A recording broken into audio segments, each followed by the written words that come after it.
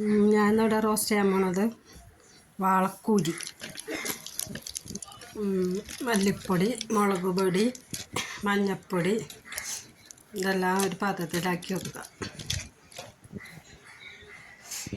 പിന്നെ തക്കാളി, ഉള്ളി, പച്ചമുളക്, വേപ്പില ഇതൊക്കെ കൂടി മിക്സിയിലിട്ടൊന്ന് ചതക്കുക.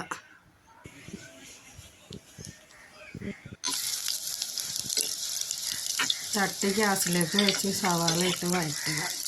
അതിലേക്ക് ചതച്ച് വെച്ച ഉള്ളി, വെളുത്തുള്ളി, പച്ചമുളക്, വേപ്പിലേക്ക് ഇട്ട് ഒന്നും കൂടി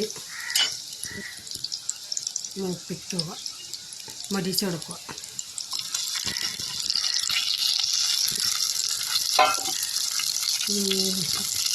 ഉള്ളി മൊരിഞ്ഞ ശേഷം അതിൻ്റെ അകത്തേക്ക് നന്നായിട്ടൊന്ന് മൊരിയണം. അതിലേക്ക് തക്കാളി ഇടുക. തക്കാളി ഇട്ട് തക്കാളി ഒന്ന് വേവണം, ഒന്ന് വെന്ത് മുളക് പൊടി, മല്ലിപ്പൊടി, മഞ്ഞൾപ്പൊടി ഇടുക.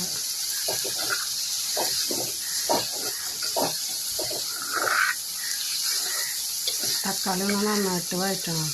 എന്നാലേ കറിക്കൊരു ടേസ്റ്റ് ഉണ്ടാവുള്ളൂ. വാളപ്പൊടിക്ക് നല്ല നെയ്യുള്ളതാണ്.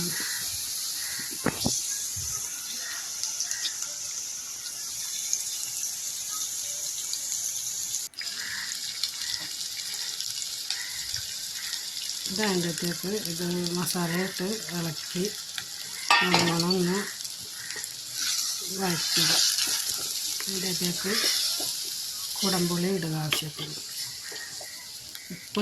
ഉപ്പിടാനായിട്ട് ഉപ്പിട്ടതാണ്, ഉപ്പിട്ട വീഡിയോ എടുത്തിട്ടുണ്ടായില്ല.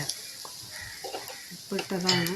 എന്നിട്ട് വെള്ളം ഒഴിച്ച് നന്നായിട്ട് തിളപ്പിച്ച് വറ്റി വരുമ്പോൾ ഈ വാളക്കൂരി എടുത്തിടുക. ഇട്ടിട്ട് ഒന്നും കൂടി മൂടി വെച്ച് വേവിക്കുക.